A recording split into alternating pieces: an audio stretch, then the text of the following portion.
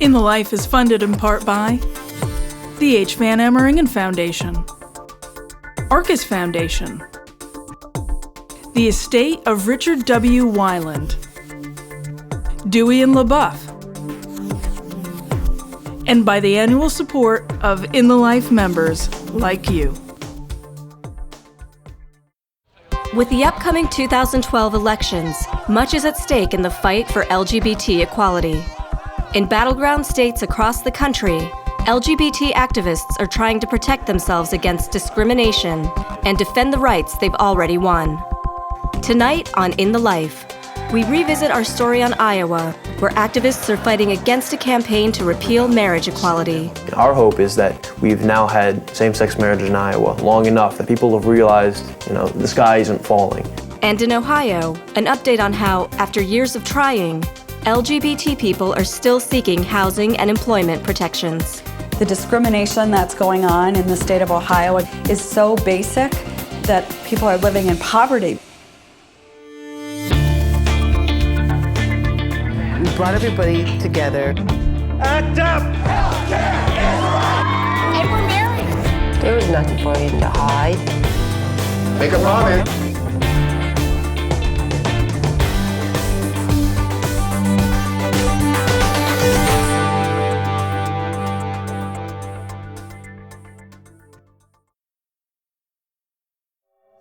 In December 2005, Lambda Legal filed a marriage lawsuit in Polk County, Iowa, on behalf of 6 same-sex couples who wanted to marry.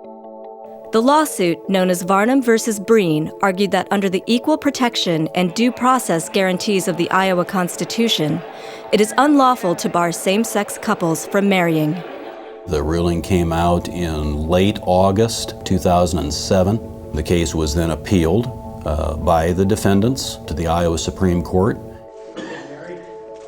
Of course, we had been sequestered that morning, and we did not know the results. Our adrenaline went absolutely through the roof. Okay, this is it. You've been through so much, and it's such an emotional issue. I mean, it's your life. We won. Not only that, it is unanimous. The Iowa Supreme Court affirmed the lower court ruling ordering the issuance of marriage licenses to same-sex couples.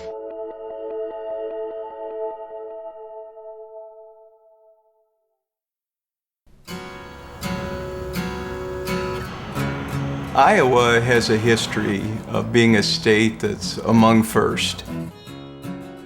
Iowa was one of the very first states that actually dealt with slavery before the Dred Scott decision. And we also allowed school children to attend schools together. Iowa was one of the first to admit women to the bar. So it seems reasonable that Iowa should have taken a position on marriage. What we have found in Iowa is people take you as a person first. Very fun toy. As long as you're not harming anybody and you're doing good things with your life, you tend to be supported. That's one of the reasons that we felt like the case was going to be successful, is because people here realize, well, you know what, those are my neighbors, or those are my friends, or my kids play with their kids, and they're good people. I don't think it was ever a mystery to anybody here in our small community that we were a gay couple. There's these 2 guys that come in and open a restaurant out of all businesses. They live together, they do everything together. But there's this interesting things in Iowa that people sort of don't meddle into your business. I truly think that it's a live and let live state. Growing up, by the time I was in junior high, I knew I was different, this type of thing. And, maybe the word gay hadn't come to mind, but my parents had had such a wonderful marriage. But, I always felt I will never have something like that. I just, it never entered my mind that I could have that. And, when all this started, and, now I have what they had. And that's such a good feeling. One Iowa is the state's largest lesbian, gay, bisexual, and transgender advocacy organization, committed to full equality for LGBT individuals. One Iowa has been focused on preserving the freedom to marry for Iowans. and that has been our focus from a public education standpoint. There's a lot of conversations that have to happen with Iowans right now. But here's the thing, we are up against the biggest challenge of this organization's history, period, and this election is huge. Stakes were high during the 2010 midterm elections. Control of the Iowa House, the Senate, as well as the governorship were up for grabs. And 3 of the 7 Supreme Court justices who unanimously ruled in favor of same-sex marriage were also on the ballot for retention. We are going to take all of our effort, all of our energy, all of our resources, all of our network, and we're going to become crystal clear in our focus on unseating 3 justices on the November 2 ballot. Bob Vanderplaat's campaign against the justices, Iowa for Freedom, was historic. For the first time, it politicized the retention process. It was the perfect storm. Bob talked the talk about the justices. He painted a picture that stuck with the Iowans that wanted to vote no because they were upset about one thing or the other. We were given the intellectual arguments where Bob was just given the sound bites that stuck with the TV and radio. Liberal, out-of-control judges ignoring our tradition. They say that I and the Supreme Court of Iowa exceeded our judicial authority because of those people's disagreement with one decision, the Varnum versus Breen decision. They say that is a basis for not retaining us as judges.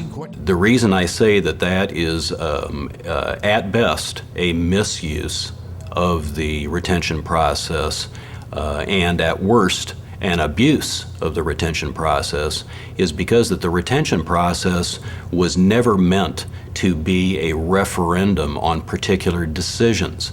It was intended to be an assessment of any particular judge's fitness to hold the position that he or she occupied.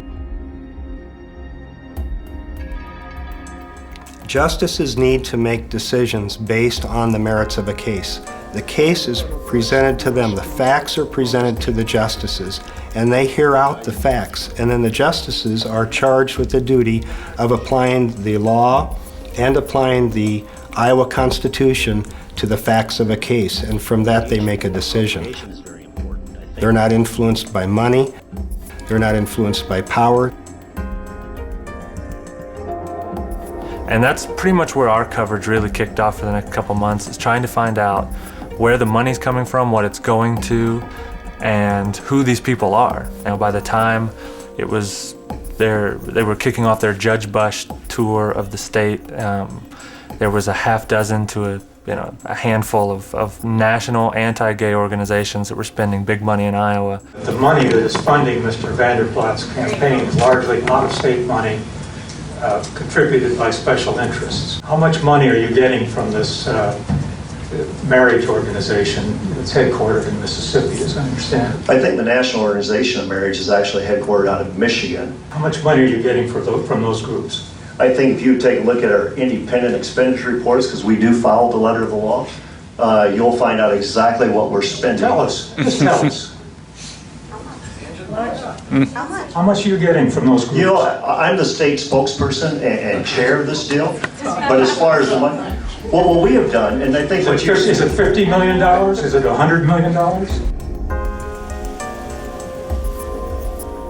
In the midterm elections, Democrats lost control of the House and the governorship, but held on to a slight majority in the Senate. District Judge Hansen was retained, but all 3 Supreme Court justices were unseated. The day after the election was a tough day. At the end of the day, we woke up and we realized, yeah, we had a tough election night. We lost a lot of pro-equality legislators. We lost the 3 justices. But we still realized we had marriage equality here in the state of Iowa. Bob essentially, in my opinion, took the retention vote and turned it into a retaliation vote. We've lost 3 excellent judicial servants, Justices Strite and Baker and Turnus. So Bob did a real disservice, I think, to the people of Iowa and did a great disservice to our judicial branch. Nobody really took Bob Vander Plaats all that seriously. He had never won a campaign before, so that was part of the reason I think that a lot of people dismissed it. Part of the reason a lot of the media dismissed it was because they didn't think they had to take him seriously. But this was a guy that had the money to do it, had the organization to do it, and he was taken for granted that he was not going to be successful in this. It really emboldened the social conservatives and the right. From the very beginning, these groups said, this is step one. Like, we are going to start here, and this is going to send a message to judges all over the country. Iowa is in need of bold leadership today. Since the Supreme Court ruling came down in 2009, same-sex marriage opponents have been trying to get a marriage amendment through the Iowa legislature. An amendment to the Constitution is the only way to change marriage in Iowa. The bill would have to pass through 2 consecutive sessions of the legislature. Then it could go on the ballot for a vote of the people. I see a bunch of people that merely want to profess their love for each other and want state law to recognize that. Is that so wrong? What I've talked to people about is give me stories about what their life is like. I don't want it to be about me and what I believe. I want it to be about real human beings out there and how their life is different because we have marriage equality.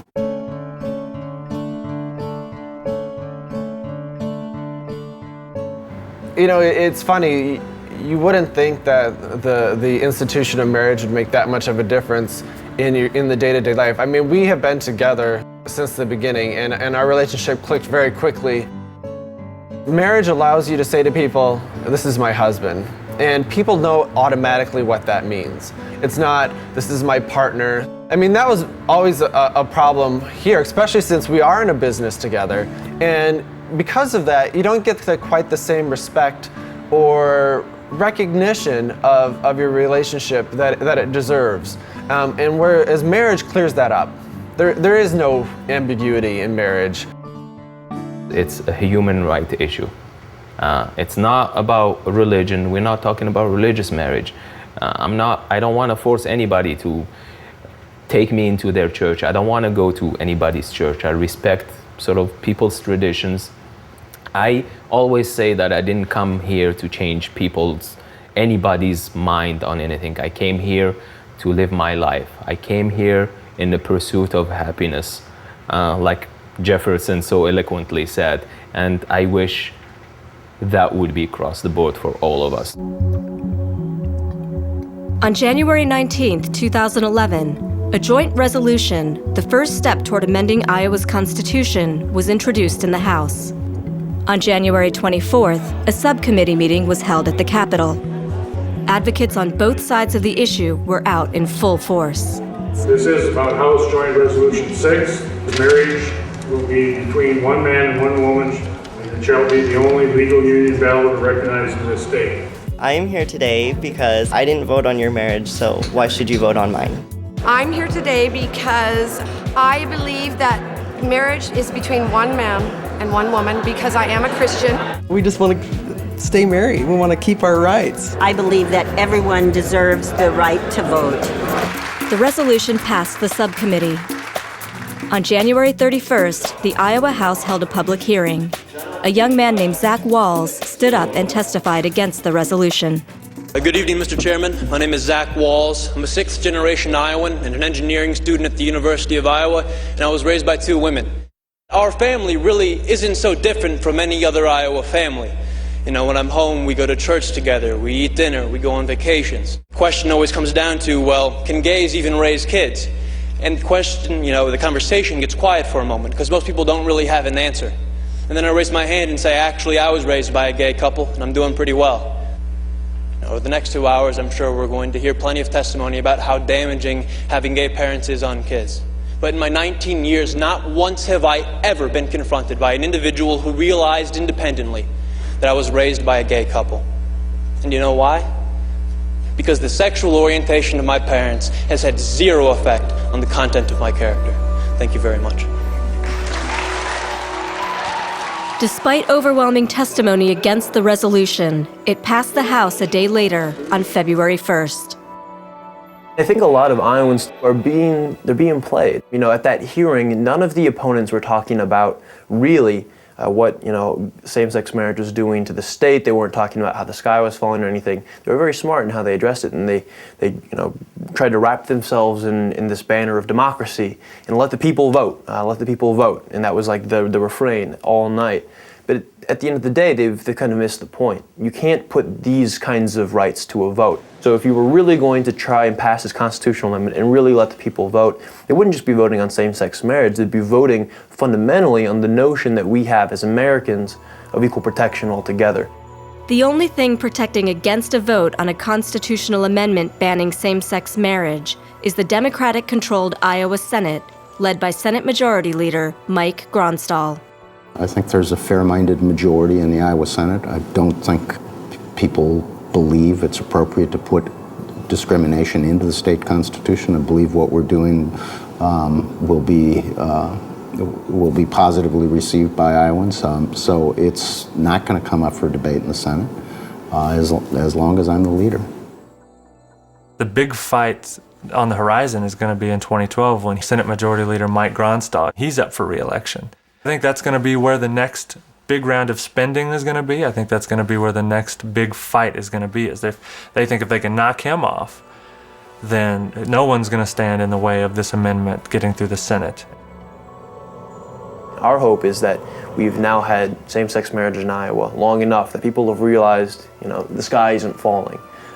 Gay isn't catching, people aren't feeling that, Steve and Bob's marriage down the street is affecting their own. And so we feel very good about the state of the race, but at the same time, there's a lot of pressure from outside groups, and so we've got a lot of work to do.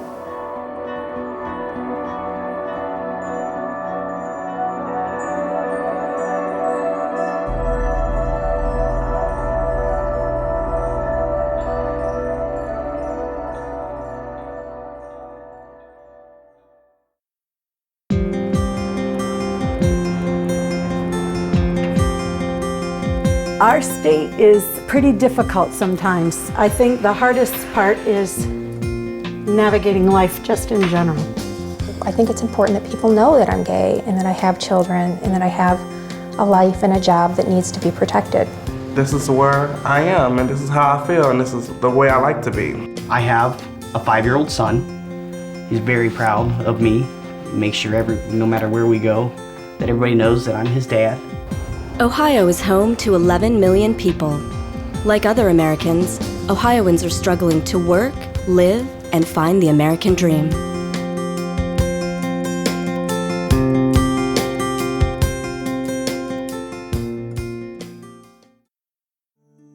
Our nation must defend the sanctity of marriage.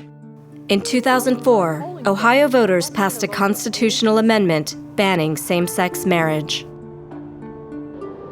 5 years ago, Ohio was listed 51st out of the states, including DC in the mix, the worst state for LGBT rights.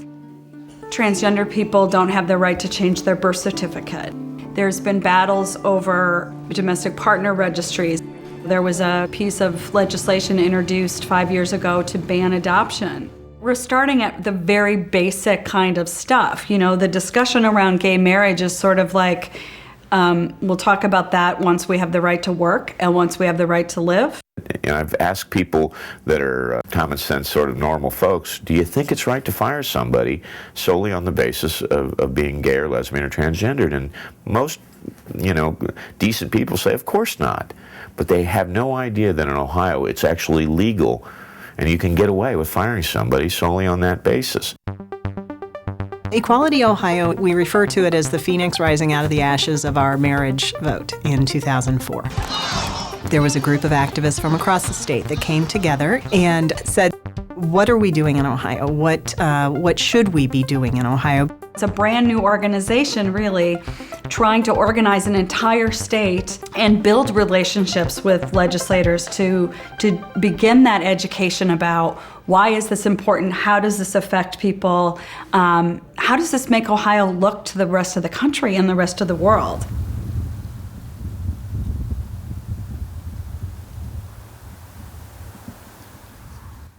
I was a corporate trainer for 9 years, and then I managed some large portrait studios. I thought it would be easier to get a job. I have lots of experience in totally different fields. I have management, behind me and things of that sort. And as soon as I started transitioning, I can't find anything. Ohio is only one of 3 states that will not correct a birth certificate for transgendered individuals, which makes it very difficult for people when it comes to employment, because they're supposed to show all this identification, and if their identification, say their driver's license says male, and their birth certificate says female, there's incongruency. My last job, I lost because of some complications with restroom usage. Now, normally in public, I'll just go into the men's restroom and have no problem. But unfortunately, when you get hired, at least in my state, you have to supply a birth certificate, which is not amended. So it does state female.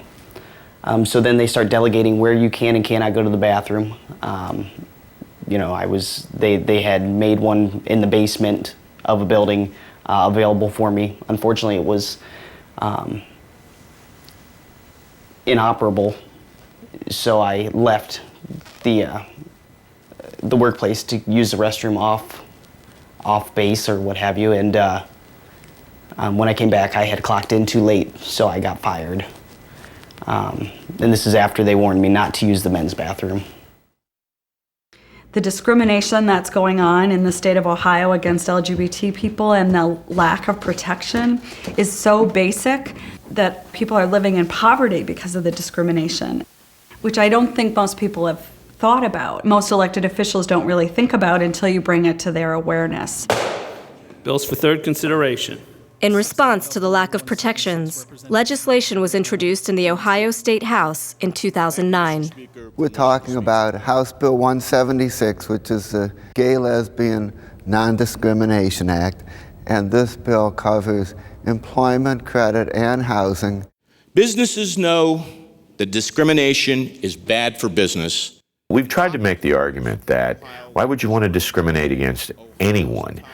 Ohio, like many states, are having some tough economic times, and it also ranks #1 in the country of 18 to 40-year-olds leaving their state. So why would you want to put up "you're not welcome here" kind of sign to anyone?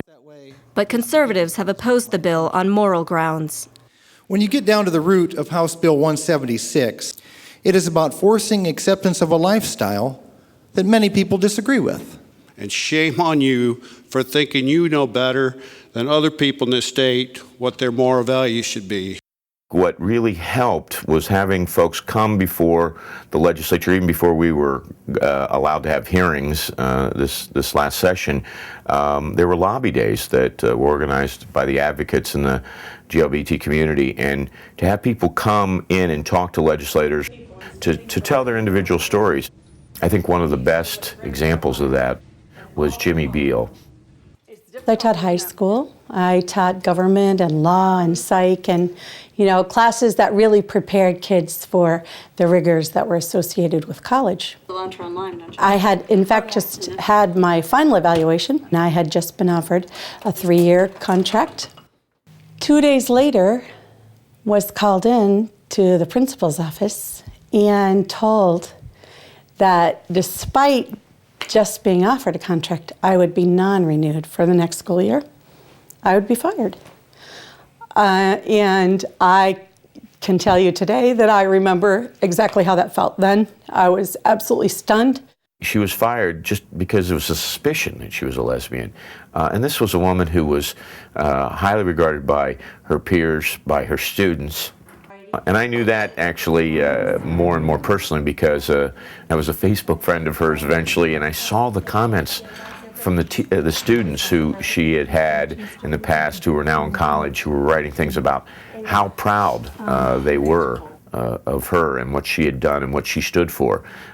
So those stories started to really make a difference, I think, in legislators' minds, and they got it. I rise today in support of House Bill 176. We should stop discriminating. We should support this bill. And I know that there are many people who may be disappointed by my support for this legislation. And I come at this not as a Republican. I come at it as an Ohioan, and really more than that, just as a plain human being. The House passed HB 176 by a vote of 56 to 39. The bill is hereby passed. But the bill never made it to a vote in the Ohio Senate. Late in 2011, the bill was reintroduced as House Bill 335. The bill faces an uphill battle with the Republican-controlled House and Senate. It's not going to be easy. It's going to take Ohioans really kind of saying, we're going to do the letter writing, we're going to do the contacting, we're going to, get businesses talking to the senators, that we're going to actually do this kind of grassroots work that really needs to be done. We have to get more people out there to talk to their senators. It's the meeting the person that really makes the difference in whether bills get passed or not. Are you ready to move to Canada? Why are we still here? When are we moving to Canada? I mean, the kids have their roots here, their friends are here, their school's here, and they don't want to leave, and they shouldn't have to.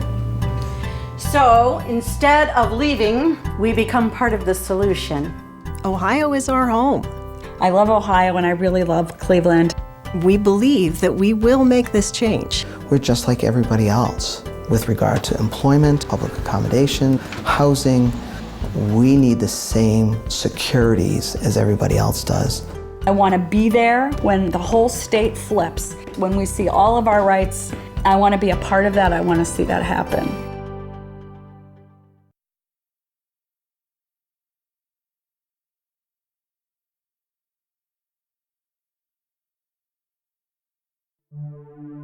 Thank you for watching In the Life. To watch more In the States coverage, visit our website at itlmedia.org. What the world needs now is love, sweet love. No, not just for some, but for everyone. What the world needs now is love, sweet love.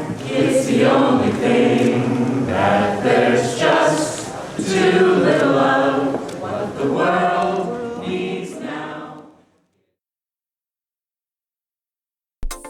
In the Life is funded in part by the H. Van Emmeringen Foundation, Arcus Foundation, the estate of Richard W. Weiland, Dewey and LaBeouf, and by the annual support of In the Life members like you.